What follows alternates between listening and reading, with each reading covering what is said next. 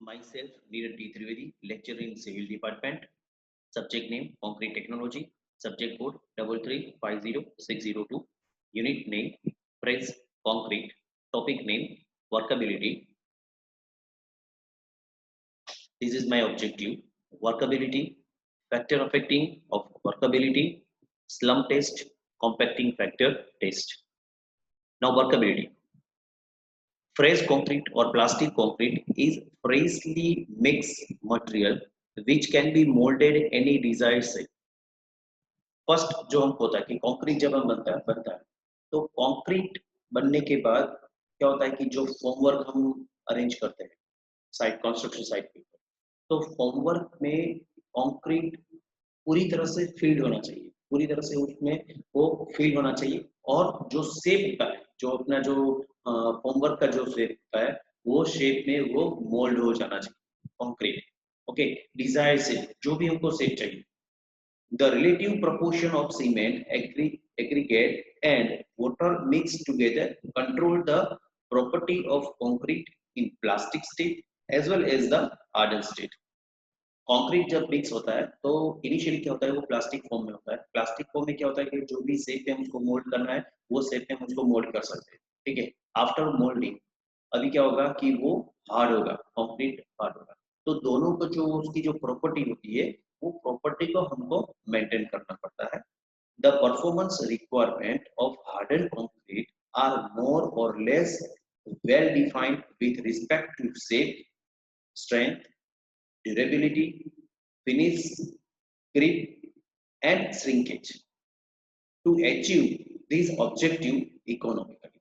अभी जब concrete hard हो जाता है तो उसका जो शेप होता है, जैसे कि सपोज की कॉलम का साइज है 600 बाई 400, तो जब भी हम फॉर्मवर्क को रिमूव करते हैं तो थ्रू आउट हमको वही साइज मिलनी चाहिए। पूरा क्रॉस सेक्शन, कभी भी हम क्रॉस सेक्शन कहीं पे भी लिखा है क्रॉस सेक्शन निकाले तो क्रॉस सेक्शन में हम अपनी जो प्लान होता है तो उसका प्लान का साइज 400 बाई 600 होना चाहिए।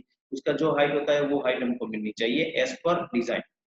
ठीक है, स्ट्रेंथ जो आपको M20 है तो M20 20 न्यूटन पर एमएस के उसकी हमको स्ट्रेंथ मिलनी चाहिए। ड्यूरेबिलिटी, लॉन्ग टाइम हम उसको यूज करना है। फिनिशिंग, उसके ऊपर हम फिनिशिंग वर्क कर सकते हैं। क्रीप और श्रिंकेज नहीं होना चाहिए। तो ये सारी चीजें वो हमको देखनी रहती है कि भाई ये चलो कंक्रीट बनने के बाद ये सब कोई प्रॉब्लम क्रिएट होना नहीं चाहिए। और जो मेन चीज होती है to achieve this objective economically, तो जो वो इकोनॉमिक होना चाहिए। कंक्रीट प्रिपेयर होता है तो वो इकोनॉमिकली होना चाहिए। नाउ वर्केबिलिटी होती है वो डिपेंड रहती है मिक्सेबिलिटी, स्टेबिलिटी, ट्रांसपोर्टेबिलिटी, मोबिलिटी और कॉम्पैक्टिबिलिटी, उसके ऊपर डिपेंड रहता है। ठीक है, तो अगर हम देखते हैं कि मिक्सेबिलिटी, व्हाट इज मीनिंग ऑफ मिक्सेबिलिटी, मतलब कि कंक्रीट मिक्स होने से लेकर प्लेसिंग इन बिटवीन जो भी स्टेप रहता है, मिक्सिंग से लेकर प्लेसिंग तक का जो भी स्टेप होता है वो सारे स्टेप हम अभी डिस्कस करेंगे। जैसे कि फर्स्ट है मिक्सेबिलिटी। कंक्रीट में जो मटेरियल होता है जैसे कि सैंड, सीमेंट, एग्रीगेट और वाटर, उन उनको क्या करते हैं हम होमोजेनियसली मिक्स करते हैं। ठीक है, तो उसको हम बोलते हैं mixability. Mixability is the ability of the mix to produce a homogeneous green concrete from the constitutes materials of the batch under the action of the mixing force। अभी क्या होता है कि ये जो मटेरियल है एग्रीगेट, सैंड, सीमेंट और उसमें हम डालते हैं वाटर। वाटर लुब्रिकेंट वर्क करता है।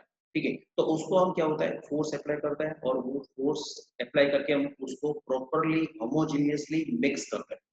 ठीक है, a less mixable concrete mix require more time to produce a homogeneous and uniform mix। जो मिक्सिंग होता है तो मिक्सिंग में टाइम लगता है, जब हम कंक्रीट को मिक्स करते हैं तो उसमें थोड़ा टाइम लगता है होमोजेनियसली मिक्स करने में।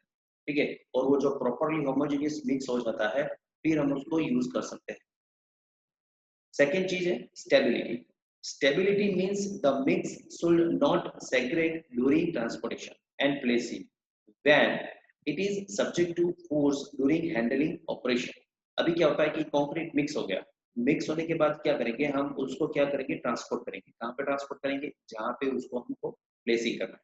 तो ये जो ट्रांसपोर्टेशन का जो है उसको हम जब ट्रांसपोर्ट करते हैं तब ड्यूरिंग द ट्रांसपोर्टेशन उसमें सेग्रेशन नहीं होना चाहिए, उसका अलग नहीं होना चाहिए। जैसे कि सीमेंट सैंड अलग हो गई और एग्रीगेट अलग हो गया, ऐसा नहीं होना चाहिए। पानी अलग हो गया, ऊपर पानी आ गया और नीचे एग्रीगेट और वो, तो कुछ भी मटेरियल में सेग्रेशन नहीं होना चाहिए। उसका जो हमने होमोजेनियसली जो मिक्स किया है वो होमोजेनियसली मिक्स ही वहां पे पहुंचना चाहिए, ठीक है। ऐसा नहीं होना चाहिए कि कुछ अलग से हो गया during the transportation.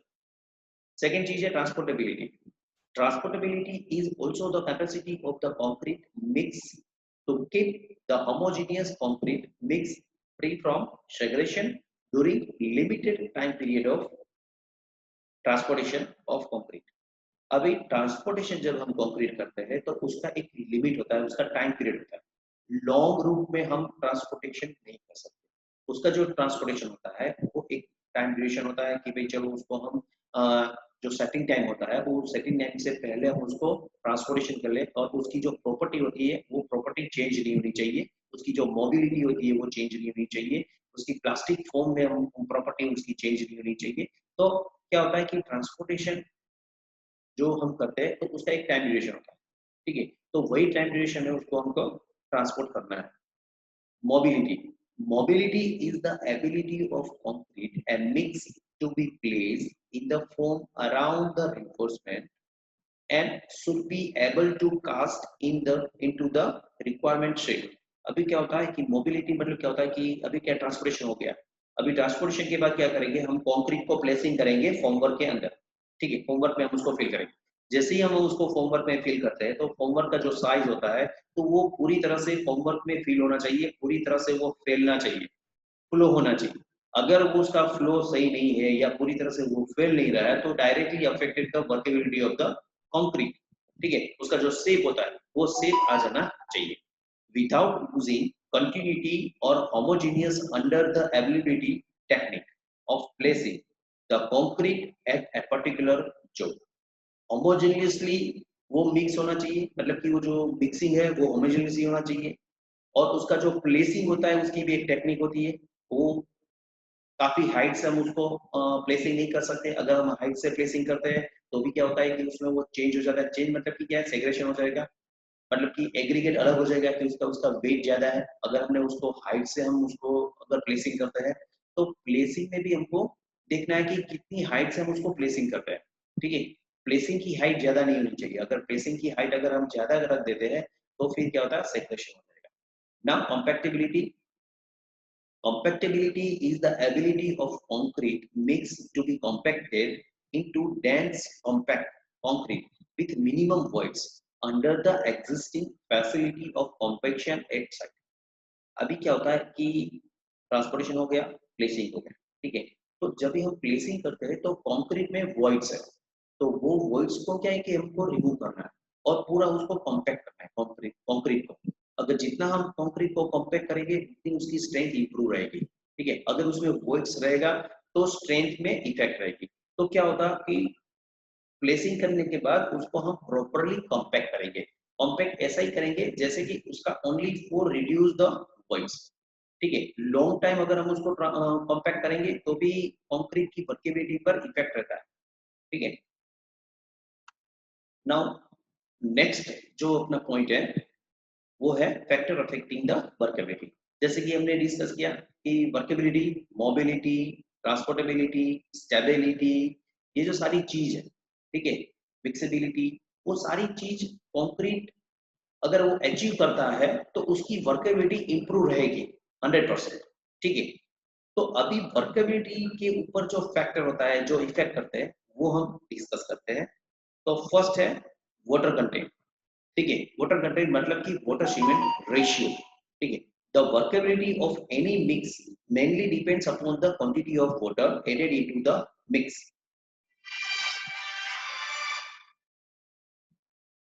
Play a role of lubricant in the fresh concrete, ठीक है।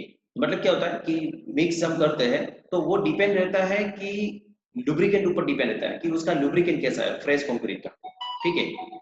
The additional of water to concrete increase the fluidity of concrete, which is one of the important factor affecting the workability। increase the fluidity, अगर हम fluidity को increase करते हैं तो directly affected the workability पर उसका इफेक्ट रहता है। At the work site many non technical supervisor resort to adding more water for increasing workability, addition of only increase the workability। अभी क्या होगा कि नॉन टेक्निकल जो पर्सन होता है, सुपरवाइजर नॉन टेक्निकल है, वो क्या करेंगे वर्केबिलिटी को इंप्रूव करने के लिए वाटर को ऐड कर देंगे, वाटर ज्यादा वाटर ऐड कर देंगे, ठीक है। Addition of only water increase the water cement ratio of the mix making the mix linear and the strength of the concrete decrease. वो लीनियर हो जाएगा, फ्लूइडिटी अच्छी रहेगी, मगर क्या होगा कि directly affected the strength of the concrete. वो जो कंक्रीट की जो स्ट्रेंथ होती है उसके ऊपर वो इफेक्ट करता है। नाउ मिक्स प्रोपोर्शन, कंक्रीट जो मिक्स प्रोपोर्शन होता है कंक्रीट का,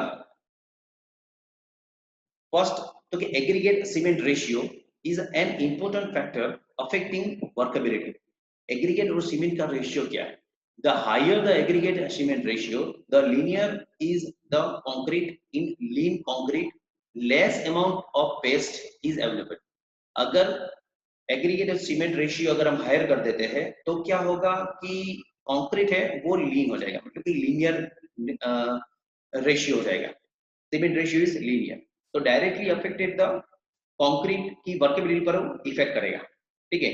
लुब्रिकेंट कम हो जाएगा, तो lubricant of aggregate particularly per unit surface area of aggregate and hence the mobility of aggregate is restrained। उसकी जो mobility होती है वो restrain करेगी और directly affect the reducing the workability, और वो workability को reduce कर देगा। Second है size of aggregate, the bigger size of aggregate the lesser is the surface area। size अगर बड़ा है तो उसका, अगर aggregate का size बड़ा है तो उसका surface area कम रहेगा, hence less amount of water is required। पानी का अमाउंट वाटर सीमेंट रेशियो कम रहेगा, सीमेंट पेस्ट कम रहेगी, ठीक है।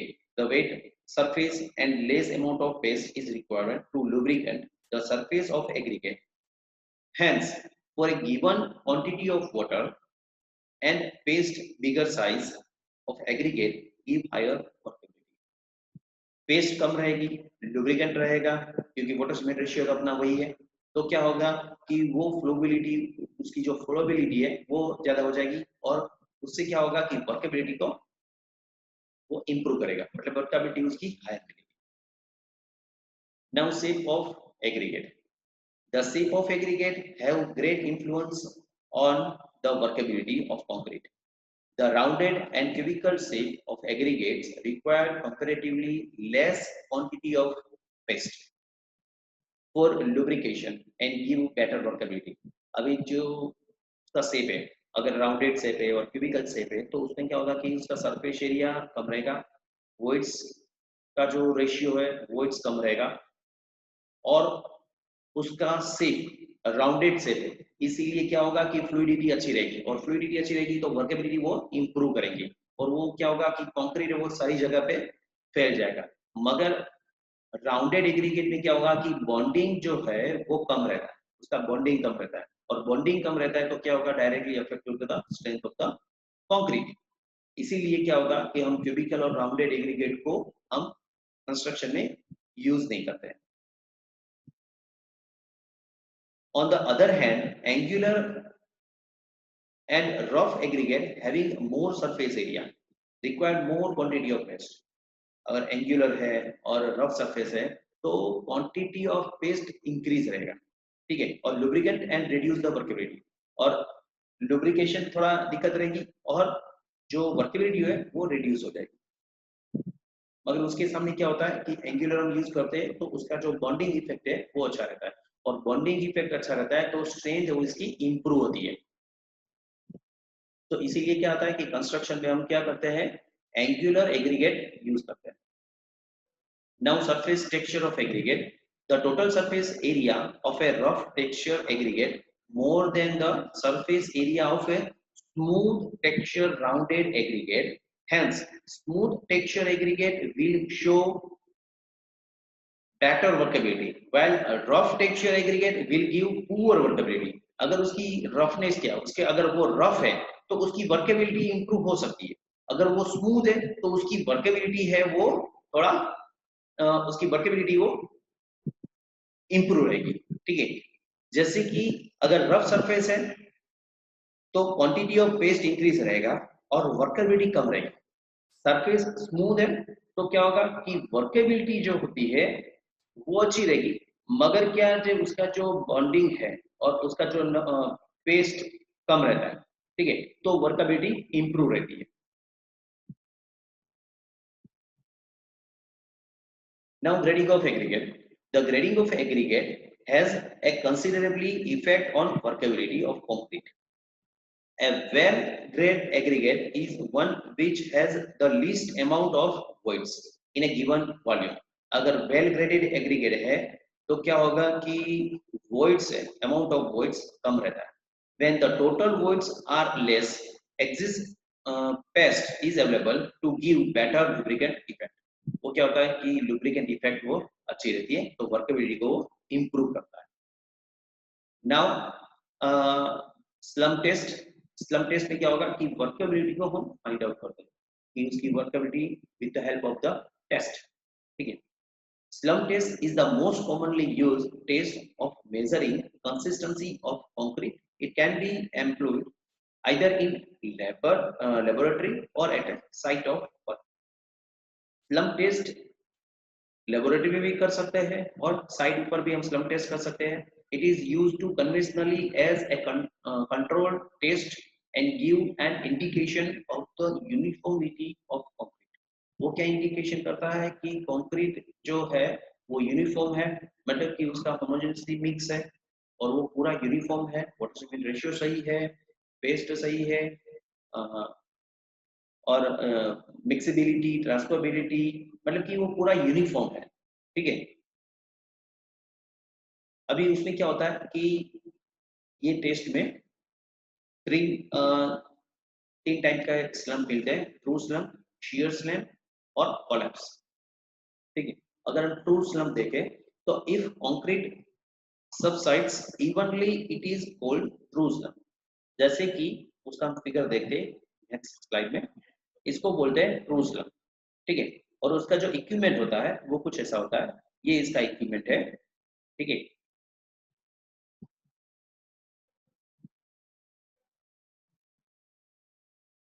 ये इक्विपमेंट है स्लम टेस्ट का. इसमें क्या होता है कि कंक्रीट हम फिल करते हैं, ठीक है। ये अपना प्लेटफॉर्म है, ये जो प्लेटफॉर्म पे हम उसको पहले, ये जो प्लेटफॉर्म होता है उसको हम पहले वॉश करते हैं, बस उसको वॉश करते हैं, उसके ऊपर थोड़ा ऑयलिंग करते हैं, ठीक है। फिर ये जो है अपना वर्केबिलिटी का जो एपरेटस है उसके अंदर की इनसाइड भी हम क्या करेंगे, थोड़ा ऑयलिंग करेंगे, ठीक है। थोड़ा बहुत ऑयलिंग रखेंगे कि जैसे कि कंक्रीट इसके साथ बॉन्डिंग ना करें, ठीक है। फिर क्या करेंगे कि जो प्लेटफॉर्म के ऊपर ये अपना एपरेटस रखेंगे और कंक्रीट इसमें हम फिल कर देंगे, ठीक है। और कंक्रीट फिल करने के बाद पूरा जो कंक्रीट होता है होमोजेनियसली हमने उसको मिक्स कर दिया, ठीक है। मिक्स करने के बाद हम क्या करेंगे, हम उसको इसमें फिल करेंगे और ये जो रोड होता है, ये जो रोड है उससे हम क्या करेंगे, उसको कॉम्पैक्ट करेंगे. 3 लेयर में उसको हम कंक्रीट के अंदर फिल करेंगे और ईच लेयर हम 25 ब्लो लगाएंगे और 25 ब्लो में क्या करेंगे, जो वॉइड्स है उसको हम रिड्यूस करेंगे. फिर हमने ऊपर तक उसको हम फिल करने के बाद एग्जैक्ट वर्टिकली हम उसको क्या करेंगे, लिफ्ट करेंगे. एग्जैक्ट वर्टिकली हम उसको लिफ्ट करेंगे और वर्टिकली लिफ्ट करने के बाद जो कंक्रीट अंदर का जो कंक्रीट होता है वो कुछ ऐसा रहेगा, ठीक है। और ये जो कंक्रीट होता है उसका हम मेजर करते हैं with the help of the tape, ठीक है। और स्केल से भी आप मेजर कर सकते हो, ये उसका मेथड है. जैसे कि हमने वर्टिकली लिफ्ट करने के बाद उसको क्या करेंगे, हम साइड पे रख देंगे और इसके उसका जो टॉप होता है उसके साथ उसका जो हाइट होता है, जो डिफरेंस होता है, हाइट डिफरेंस, वो हम मेजर करेंगे, ठीक है। और ये मेजर करने के बाद ये जो इसका जो ये जो शेप होता है, ये देख रहे हैं ना, ये जो शेप है, ठीक है, ये जो शेप होता है वो शेप से क्या होता है कि वो ट्रू स्लम्प है, शियर स्लम्प है या कोलैप्स है, वो हमको पता चलता है. जैसे कि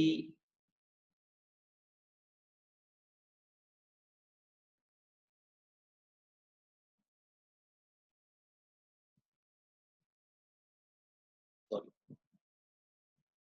ये है, ठीक है, ये ट्रू स्लम्प है. जब उसका शेप ऐसा मिलता है तो उसको बोलते हैं ट्रू स्लम्प. अगर हम इंक्लाइन होता है जैसे ही हमने उसको लिफ्ट किया, लिफ्ट करने के बाद ये जो पूरा इंक्लाइन रहेगा तो उसको बोलते हैं shear type slum.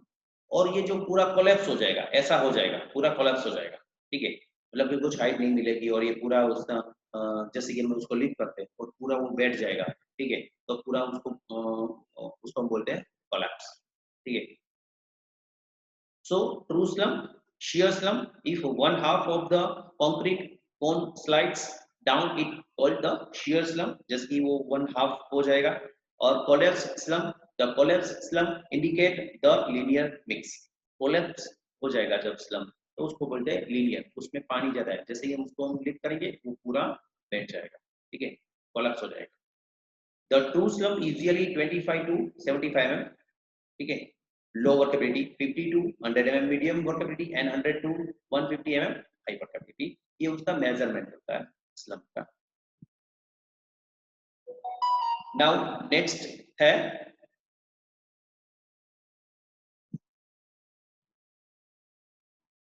compacting factor test.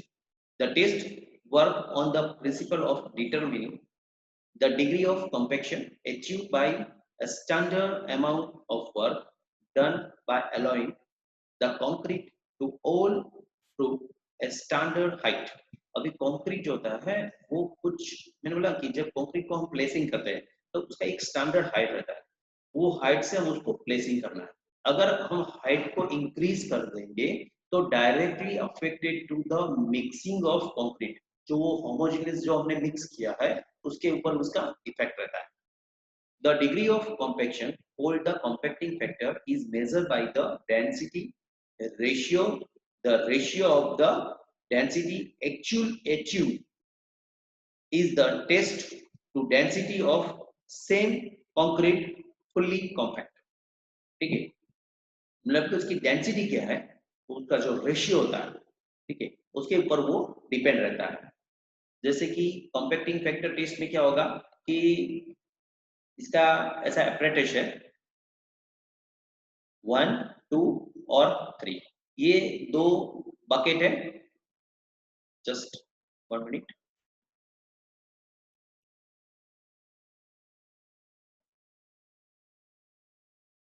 ये बकेट है 1 और 2, उसका जो हाइट होता है, जैसे कि बकेट का है तो 280 mm उसका है, बॉटम से लेके टॉप तक उसका 280 है, टॉप का अगर डायमीटर देखें तो 260 है, बॉटम का डायमीटर 130 mm है। यहाँ पे भी ये जो उसका बॉटम से लेके इसका जो टॉप है उसका हाइट है 200 mm है, ये 240 है, जैसे कि नीचे जाएंगे तो उसका डायमीटर कम होता जाएगा, जैसे कि 240 है, इसका 130 और इसका 130 रहेगा, बॉटम का डायमीटर चेंज नहीं होता, उसका जो हाइट है वो 240 है, यहाँ पे 280 हाइट है, यहाँ पे हाइट है 240 का हाइट है, ठीक है, और यहाँ पे बॉटम से लेके इसका टॉप, ये जो सिलेंडर होता है जहाँ पे हम उसको कलेक्ट करेंगे तो उसका हाइट है 200 mm हाइट है, ठीक है, और उसका जो हाइट है, ये सिलेंडर का जो हाइट है वो है 285, मतलब कि इसका बॉटम से लेके इसका टॉप का इन बिटवीन जो डिस्टेंस है वो 200 mm है, ये भी 200 mm डिस्टेंस है, मतलब कि बॉटम से लेके यहाँ का जो टॉप है उसका डिस्टेंस कितना है 200 mm।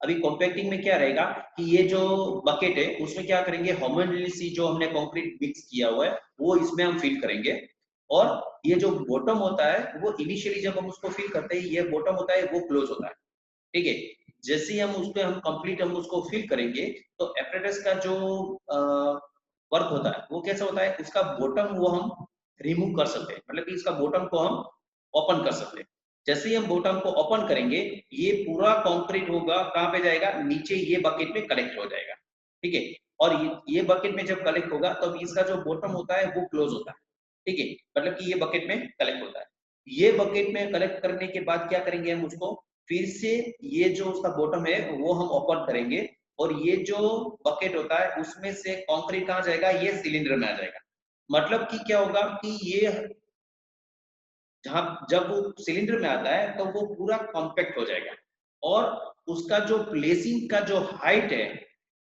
वो हम एक देख लेंगे, उसकी हाइट से इतनी हाइट से हमने क्या किया, उसको प्लेसिंग किया, तो वो जो कंक्रीट के प्लेसिंग जब हम करते हैं तो उसका इफेक्ट कंक्रीट के ऊपर रहता है या नहीं रहता है, मतलब कि अभी ये जो हम सीमेंट का जो अभी हमने सिलेंडर में उसको हम जब प्लेसिंग किया है तो सिलेंडर में प्लेसिंग करने के बाद क्या होगा कि वो हम कंक्रीट को मेजर करेंगे और मेजर करने के बाद उसका जो वर्केबिलिटी है वो हम देखेंगे और कॉम्पैक्टिंग का जो इफेक्ट होता है वो हम देखेंगे।